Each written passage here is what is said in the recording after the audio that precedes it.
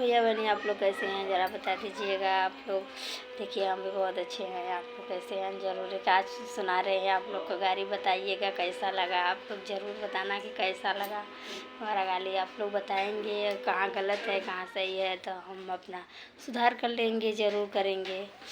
तो देखिए आप लोग आज सुना दे रहे हैं आप लोग के भी, तो बताइएगा कैसा लगा। और देखिए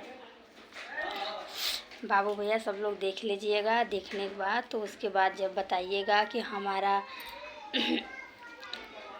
जहाँ तक मतलब कि कहीं भी का हमारे भैया बहनी हो जो वीडियो हमारे देख रहे हैं तो ज़रूर बताना कि आप लोग कहाँ कहाँ से हमारा वीडियो देख रहे हैं। बताएंगे ना तभी तो हम जानेंगे कि कहाँ कहाँ से हमारा भैया बहनी है और सब देख रहे हैं हमारे यूट्यूब पर वीडियो।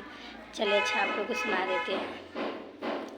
दूल्हा क बहिन न पढ़े में तेज न पढ़ावे में तेज, खाली सौ सौ के गुंडा पटावे में तेज। गेट बाहर करो, गेट बाहर करो।